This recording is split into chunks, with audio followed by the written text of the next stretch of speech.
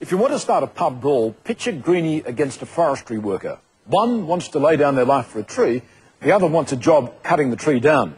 Tonight's guest has stood on both sides of the barbed wire fence separating these opposing views. She was once head of the Australian Conservation Foundation and these days leads Victoria's forest industries lobby. Meet Patricia Caswell.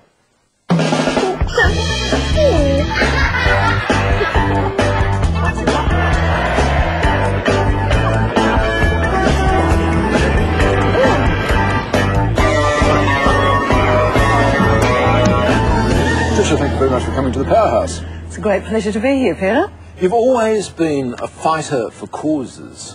What's in this for you? I mean, why are you always, in a sense, shoving against the wheel?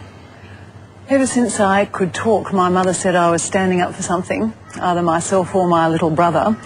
My uncles in the bush said, you know, you're always standing up for student rights, you know, what are you all doing down there at university? But I wasn't really politicised at all. Have you always wanted to set the world right? No, I haven't. I thought you had to be a good girl and do well and work hard, and I worked like a dog when I was in primary school and then decided I wasn't going to do that because it made you very unpopular and being top of the class wasn't the best thing in the world. So you had time to be a bad girl too. We'll come to that, Pat. Later on. Let's have a look at the early days of Patricia Caswell.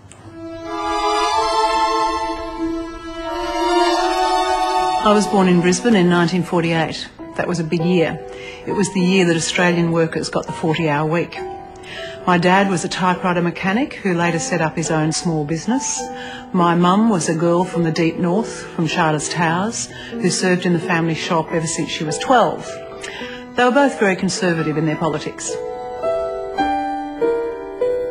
I was the second youngest of 5 children. We lived in what was then a working class northern suburb of Brisbane. It was the Grange. Our place was a hike up the hill from the tram terminus along unsealed streets. Brisbane was a very big, sprawling, weatherboard town then. It always felt a bit run down and unkempt, but it was always easy and generous.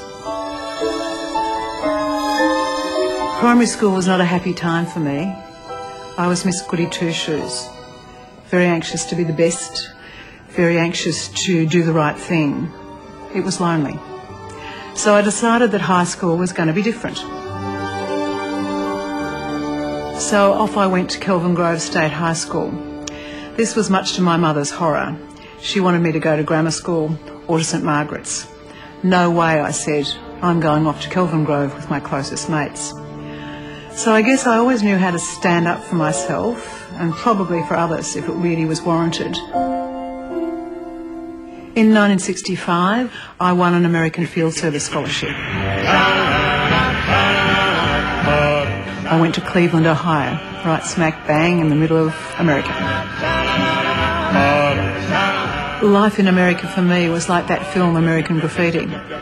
There were sexy footballers, there were convertibles, there were drive-ins, we had meals 4 times a day and the cafes were open at 2 a.m.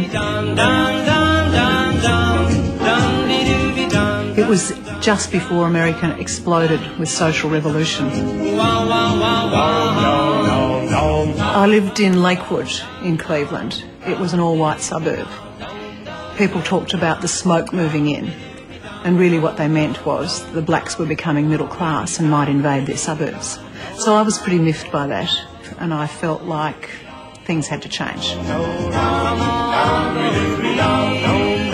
After my year in Cleveland, Ohio, I was back at the University of Queensland doing an arts degree.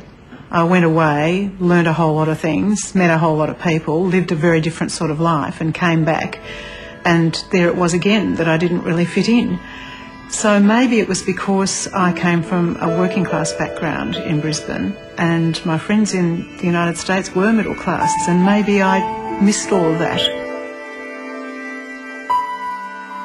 Then Christopher came to my rescue.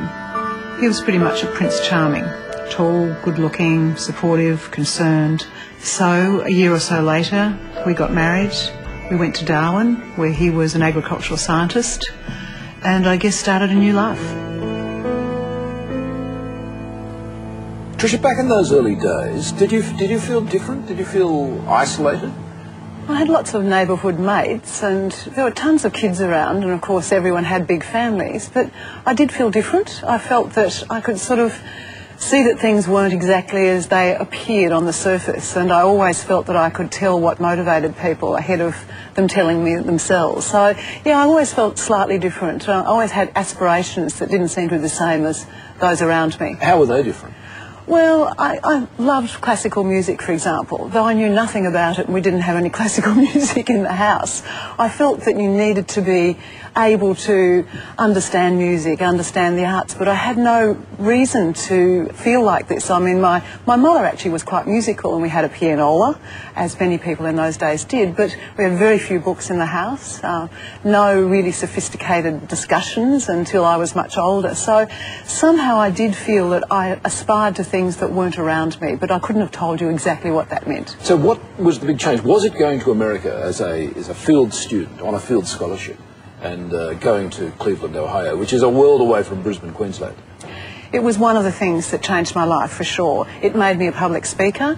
Mind you, my mother had sent me to Art of Speech since I was 5 and said that, you know, my brothers and sisters had learnt the piano and not kept it up. They were very naughty children for not keeping it up, so I was going to learn Art of Speech, and I couldn't give that up, could I? So I had learnt to be a sort of public speaker and to be able to say things and to have opinions publicly. But it took some time when I came back. I didn't really get politicised in Brisbane. Let's stay with the US for a moment, because you were there a couple of years after Kennedy's assassinated and Martin Luther King has made I Have a Dream, a few years after his I Have a Dream speech. Race was a very big issue. Hit you in the face in the United States.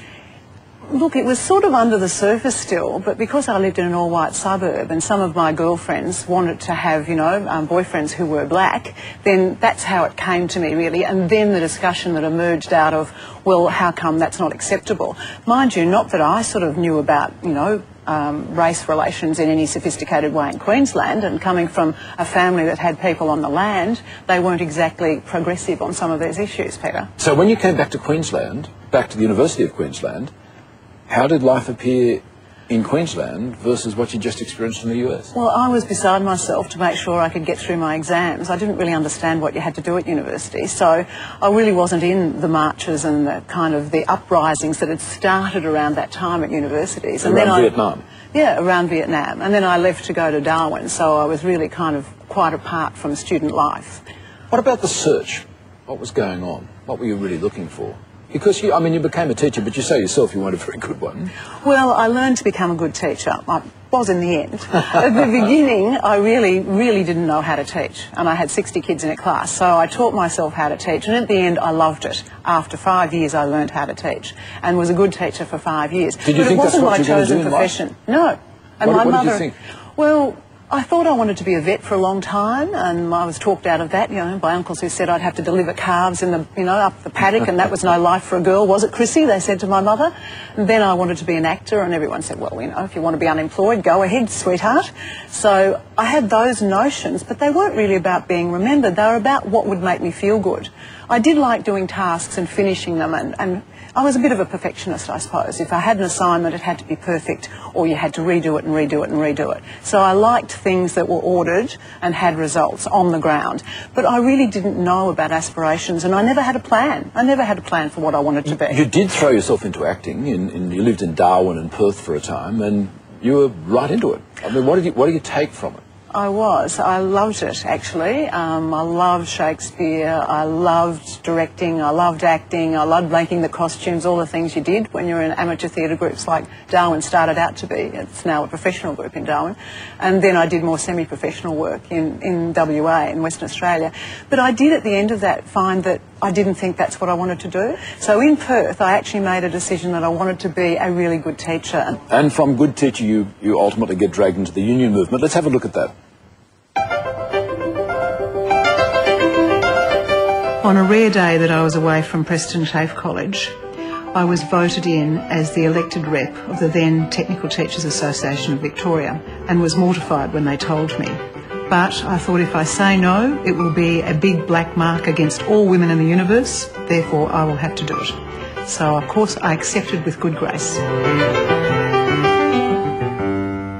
I found it fairly easy